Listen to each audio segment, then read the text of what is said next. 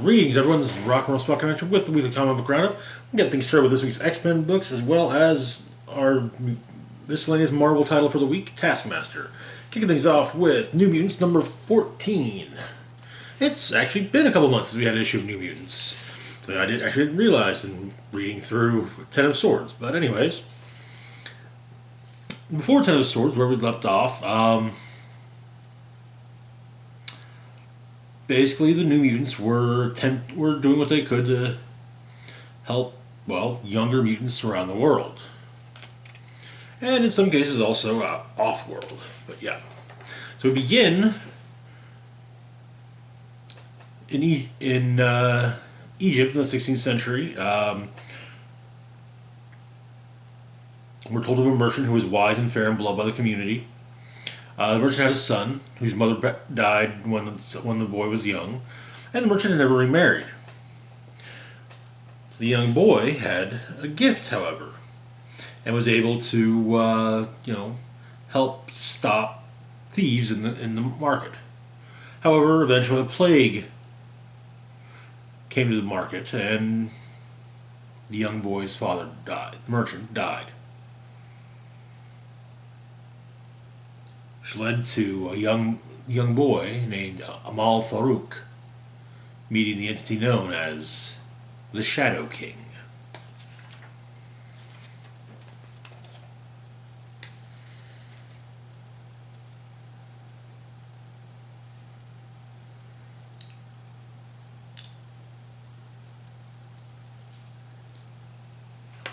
So anyway, first off, the New Mutants have sent a petition to the Quiet Council regarding the residents of the Academos habitat.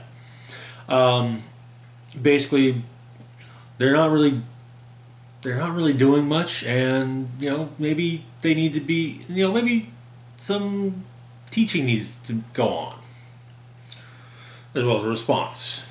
So, in the habitat, however, Karma is discussing some recent dreams she's been having with Danny.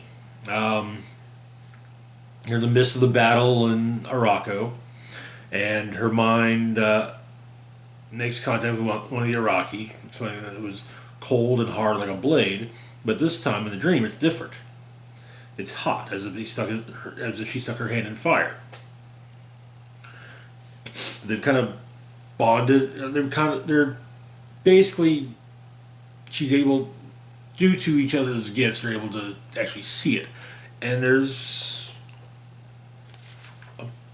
a face in there, and Moonstar recognizes it. But that they cut the therapy session short as Warlock and Magic enter. Apparently, Magic has made sure Warlock knows the rule. Don't talk to Magic before Magic has had coffee.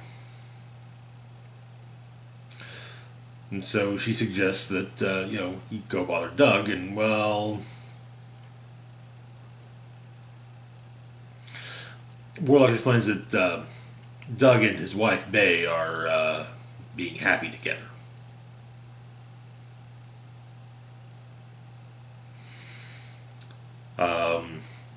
Wolfsbane then enters and tells Magic what's going on, that, Moonstar has been helping others with dream-related therapy.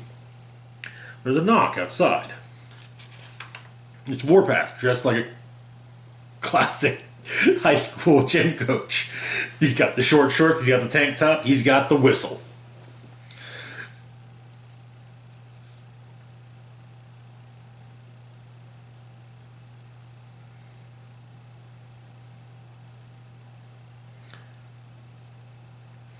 So,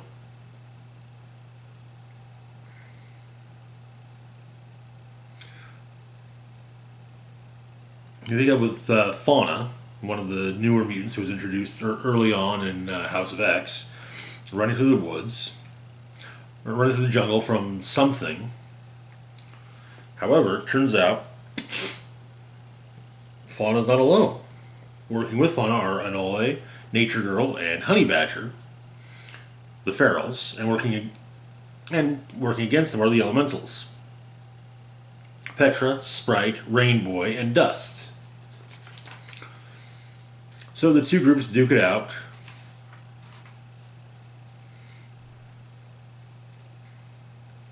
And when it's over, their efforts are applauded somewhat. But it's explained what's going on. Part of what they're trying to do is teach synergy with each other. And so they split into a couple groups.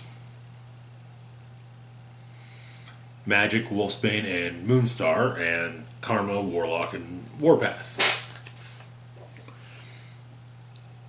The synergy, it's listed that the synergy between Magic, between Magic and Danny Moonstar, Mirage, Danny Moonstar projects a Mirage, the range extended by a teleportation disc. Then the next thing is that to knock in a Wolfsbane. Meanwhile, we learn that the synergy between Warpath and Warlock is technically shielded by a mechanical strength enhancing armor. However, with the magic, we now get Magic and Wolfsbane synergy. One wolf went in, 5 wolves come out.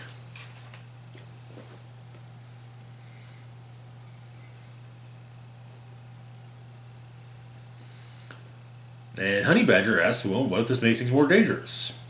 Rain and Wolfsbane tries to reassure, with resurrection, we are allowed to explore more fully who we are as individuals and as people. And so Honey Badger asks, what if someone like her dies? And she adds, and it's, Wolfsbane is going to be resurrected. Resurrection is for all mutants. But she asks, well, what about Evan, Genesis, or Madeline Pryor? And it was explained that Honey Badger overheard Havoc saying that Madeline was going to be brought back because she was a clone. And, well, Honey Badger is a clone as well, so. But they try to explain, Goblin Queen hurt people. But Honey Badger's like, yeah, a lot of us did here. Mr. Sinister's on the Quiet Council. And so Magic steps in and she tells Honey Badger what she told Havoc. Madeline was actively harmful to mutants and humans alike. There aren't many laws, but she broke the ones that Krakoa has. And she then adds that, hey, maybe Evan's still in the resurrection queue.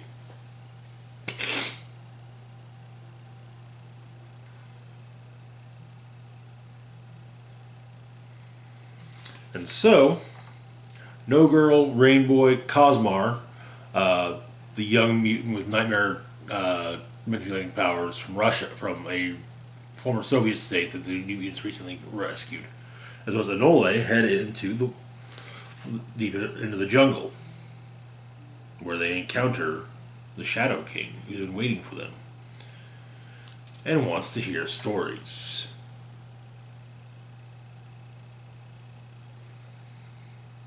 And that is where the issue ends. We do get another prose section with Mirage apparently asking Warpath, as well as having and especially also asks the others as well, to keep a journal about their teaching.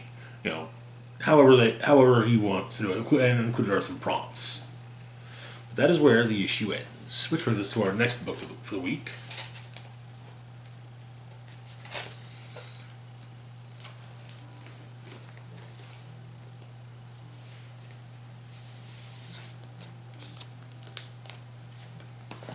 X-Force, number 15. Where we left off before Ten of Swords, X-Force was having some problems with Russia. And it seemed they had a mole. And that mole was seemingly a Russian mutant, of which there are a few. But the two that first came to mind to look into were Colossus and Omega Red. And Beast, in a extraordinarily questionable decision, had Colossus brought in and then paraded from from the gate to the Savage Land all the way to where he was to be interrogated. Jean was then brought in to do the interrogation. So we begin with the interrogation going on, and Wolverine standing guard outside, basically explaining that Jean's condition for actually doing the interrogation, seeing as how she had quit the team, was that Beast would not be in there.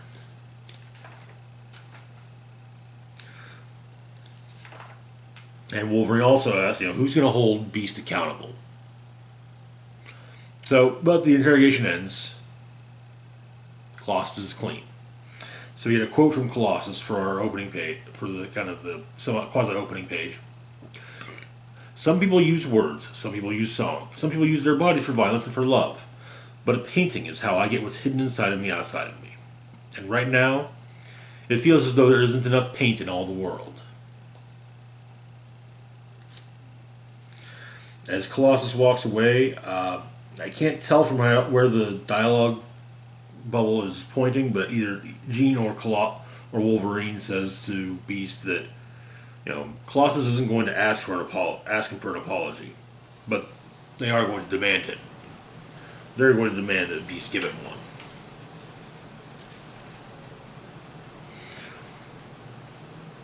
And we get this whole bit about how Krakoa is always changing. Every day mountains fall and valleys rise and peninsulas sprout.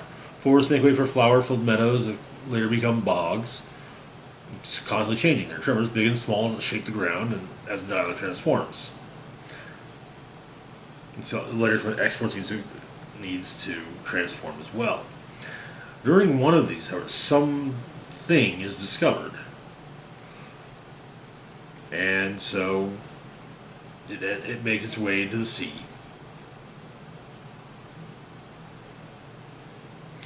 But it's further explained that Jean's the one talking about this, but she proposes that there is a vacancy on the intelligence roster.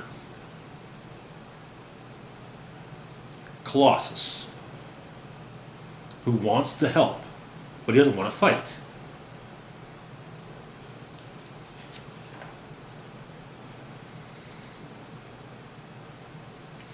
Then there's Omega Red, however. And it's explained that we learn what we already knew from Wolverine, or from the Wolverine solo title, that he's been mesmerized.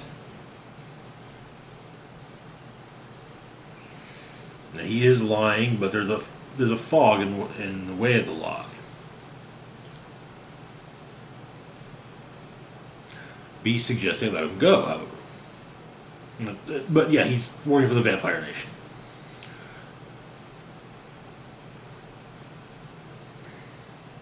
And of course, Wolverine doesn't want to let Omega Red go. He knows what Omega Red's capable of, and so Beast says, "Hey, look, you cut me off. You let me finish." He found something interesting when they scanned Omega Red, the C synthesizer, within which is a detonator.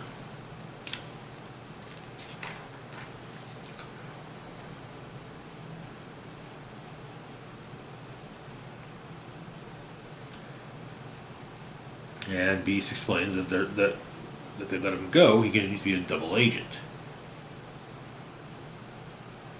They're going to use Omega Red. Dracula can penetrate a mind as easily as he can penetrate a jugular. So the trick is that Omega Red can't know he's working for them. He'll remain in the dark. While Beast is saying this, the thing that rolled into the sea starts tentacles and starts attacking sea life. In the armory, Forge comes out of the water in a new wetsuit, a new organic wetsuit. Simply have to cough up oxygen-rich fluorocarbons upon leaving the depths, which beats the hell out of the bends. So Beast explains he wants Forge to make something. The carbonated synthesizer, with a few modifications. Audio surveillance and homing beacon.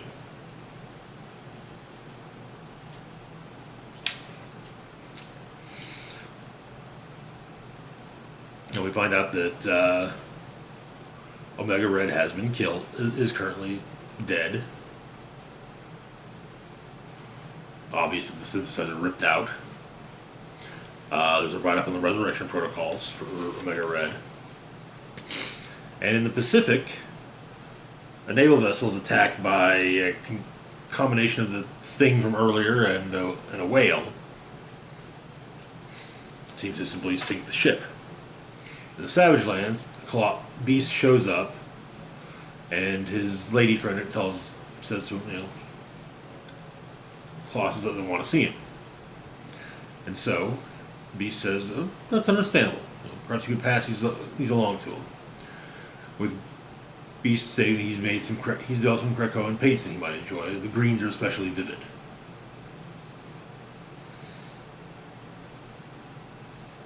Colossus's lady does attack Beast some, using her water powers. And Colossus does come out, stops her from further attacking Beast, explaining he understands why Beast did what he did. He made the wrong decision for the right reason. And he says he accepts the paints and says he'll put them in good use.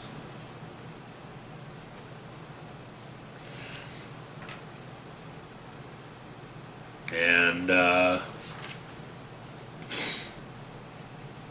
Beast is trying, as he walks away, Beast tries to ask his question of Colossus. Back on Krakoa, Domino is playing Frisbee with her dog, Rufus, from way back in X-Force number 5, while Black Tom just kind of lays out.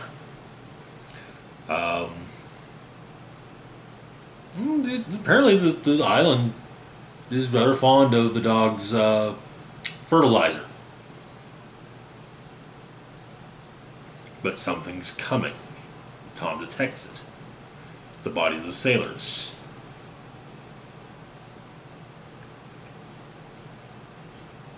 One of which grabs Tom and simply says it came from below before vomiting up plant-like tentacles.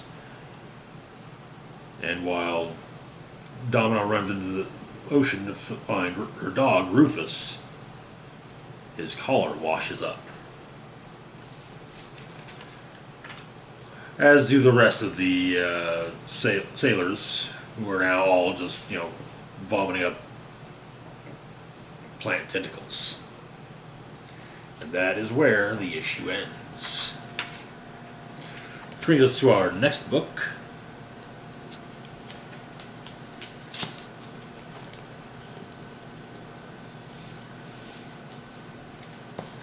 Wolverine, Black, White, and Blood, number 2. This is actually one of those ones where we don't have a previously in because it's just an anthology series. So this month our creative teams are Vida Ayala and Greg Land on Unfinished Business, Saladin Ahmed and Kev Walker on Seeing Red, and Chris Claremont and Salvador LaRocca on Do We Die Today? So, Unfinished Business begins in Oregon. A biochemical researcher claims he might have a way to safely eliminate the X gene. So Xavier has sent Wolverine to see how far along the research is. But as soon as Logan got there, something smelled off. Guy disappears, we're destroyed, leaving behind a terrified kid battling about a monster with a man's face. Human blood, and so Wolverine begins tracking it. Until he comes upon a slaughtered deer. So the killer punctured the deer's intestines and the rank stink covered all of the smells.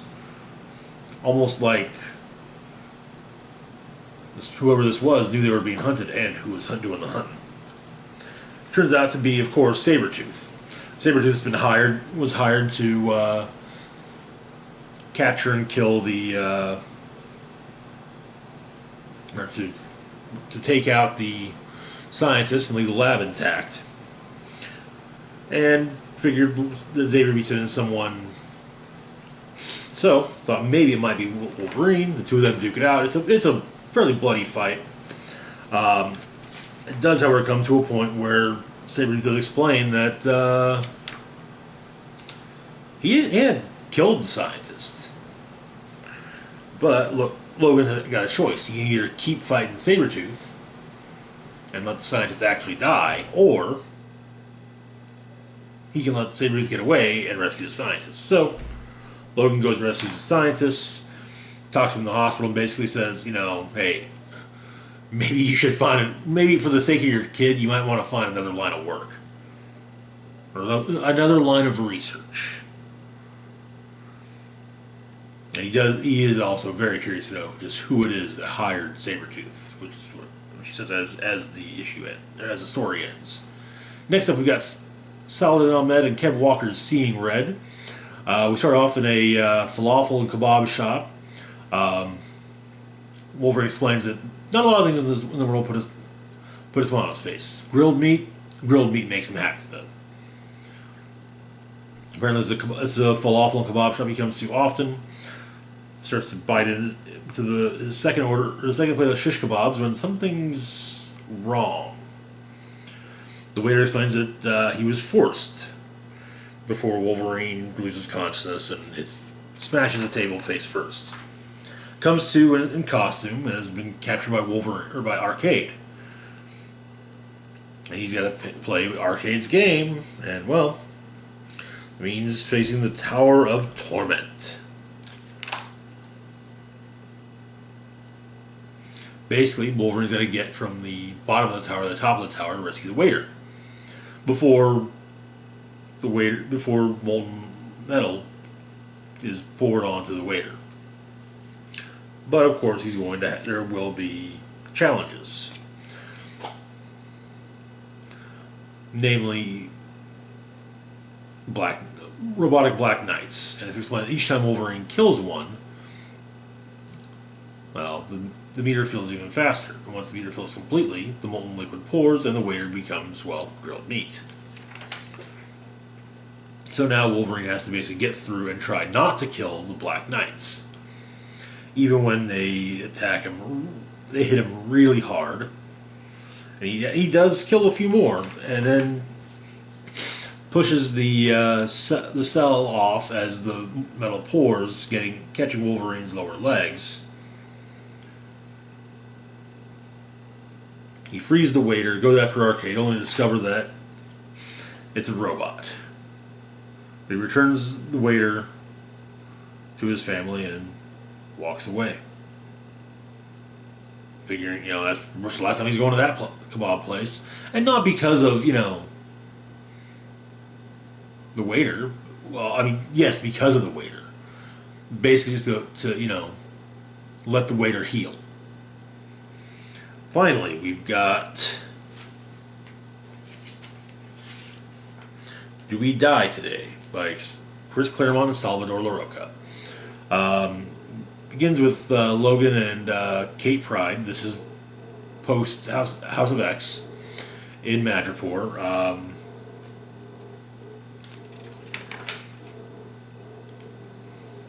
In Hightown. Dealing with a woman called herself Sanzu. The local version of the River Styx. And she's training the life force from Tiger. She also has a couple of enforcers. Beastie Brute and Soul Scream. And it looks like Kate and Logan have already taken a few hits, and in fact, Kate's bleeding out one of her ears, cuts her arms, bloody knuckles. Wolverine is also bleeding, which, well, let's explain that their power's been turned off. Luckily, they were turned off before or after Wolverine popped his claws, so he's got to leave them out. But he's dripping blood with each second that he does so. But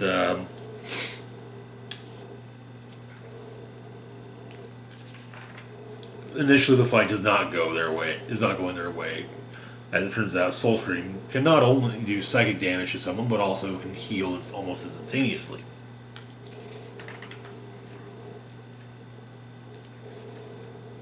And so the two of them, and so Kate and Logan come up with a plan.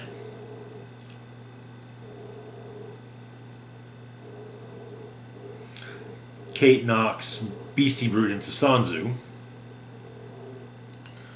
which kills her concentration, and suddenly Wolverine and Kate have their powers back.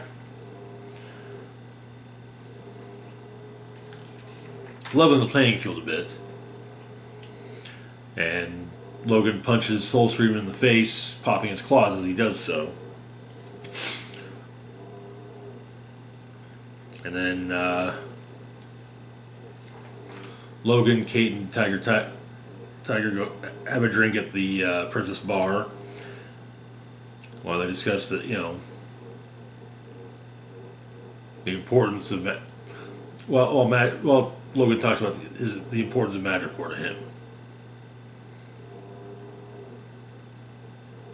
And so Tiger suggests that Kate and Logan stay a while longer and have themselves some fun. And the three of them toast, and that is where the issue ends. Next month's issue, we're getting tales from John Ridley and Jorge Fornes, Donny Cates and Chris Botchlow, and Jed McKay and Jesus Saiz. I'm especially looking forward to the Donny Cates and Chris Botchlow one. Just for being Donny Cates. Which brings us to our next title.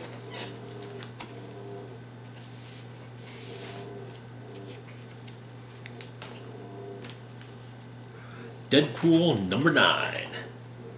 Where we left off, in the Bone Beast dimension, turns out that the Bone Beast Queen had corrupted the Bloodstone.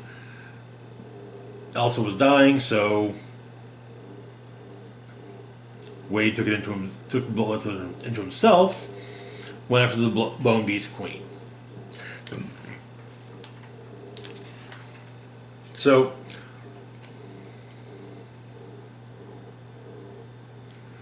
yeah, he's trying, but the infection is messing with him. Which, okay, yeah, I mean he's got his healing factor, but can it last? But he's dealing with the Bone Beast, the Bone Beast Queen. Tells Elsa to get the kids as well as Jet the Land Shark out of there.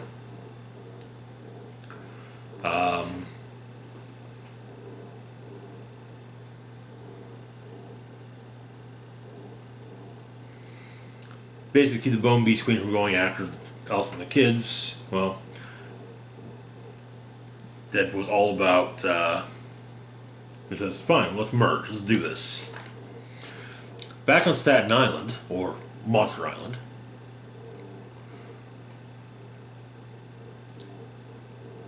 the Nightwolf, Collab the Pile, and Konian are investigating the death of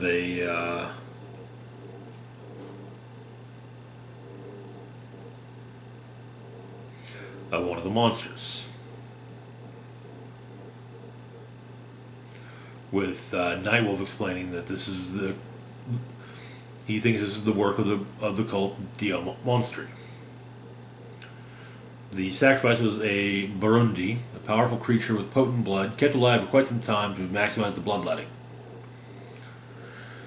But Quonian asks Nightwolf how he knows, and Dia Monstri, and he explains that Dia Monstri burned their sigil into the ground. Kind of obvious. Back with our heroes, they manage to escape, and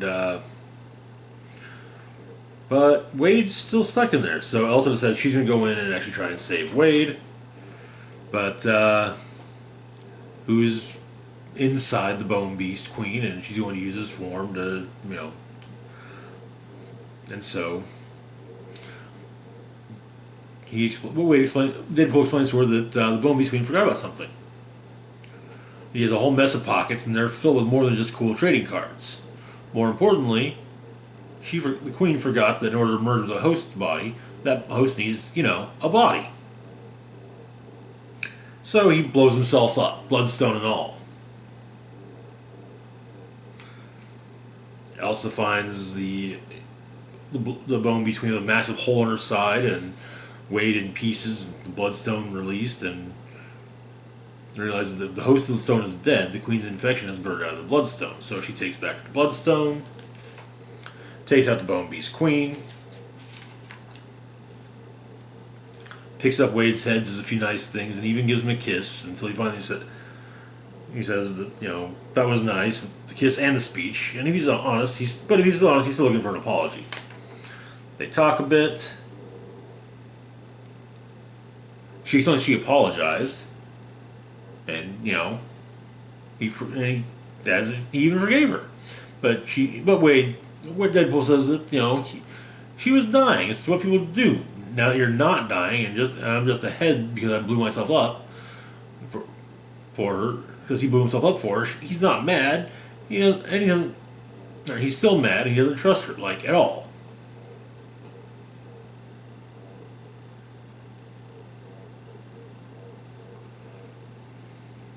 And as they're griping at each other, the seam seals. But she also figures there's an open one in Egypt. If they hurry, they can hike out of there if they hurry. And so she makes a baby Bjorn out of her overcoat.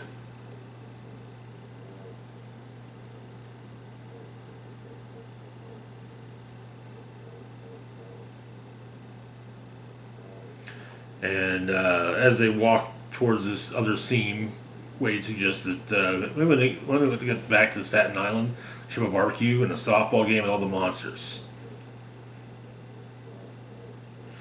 And it's explained at the end that, next issue they were going to play Monster Softball, but then King in Black happened. So we're getting a King in Black tie-in next. Hence the tease for next issue saying simply Venom nonsense, because, well, it is. What? I like King in Black so far, but it is Venom nonsense. Maybe not nonsense, but, yeah. Anyway, moving on to our last book for the video. Taskmaster, number 2. In issue 1, Maria Hill had been murdered, and seemingly by Taskmaster, and Black Widow was hot on his trail. However, Nick Fury was thoroughly convinced that but Nick Fury was fairly certain, and now 100% so, that Taskmaster didn't do it. But it turns out that Hill was researching a Rubicon trigger, and it needs the kinetic signature of 3 people: Phil Coulson, Okoye, and I don't remember the South Korean intelligence operative. And yeah, Taskmaster being Taskmaster can get all those, but he's going to need to do some really close proximity. He's going to do some close proximity intel gathering with each subject. And so the issue begins in DC.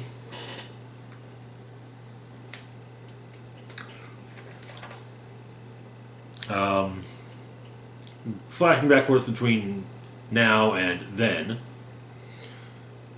Now, a man has gotten out of a cab and gone into a comic book shop, while then Tad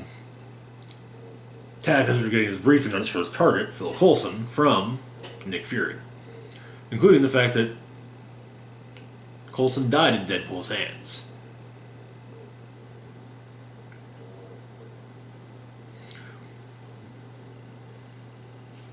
But apparently there's now a line of Squadron Supreme comics. They're selling really well.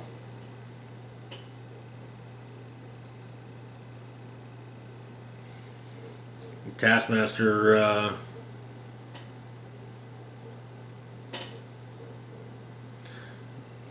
blows his cover.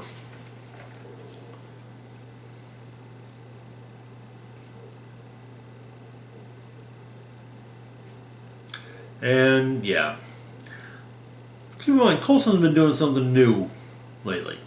He's been running the Squadron Supreme of America. Basically, yeah, they're America's newest answer to the Avengers, and yeah.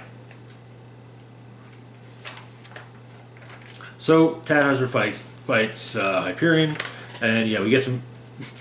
But I'm being very generous when I say fights because yeah, keep in mind Hyperion is basically Superman. So yeah, he is just. He's not even breaking a sweat, just thoroughly destroying Taskmaster. They explained that they've encountered multiple Hyperions over the years, so it's hard to tell. Closing a weakness they can find for any of them is, however, argon radiation.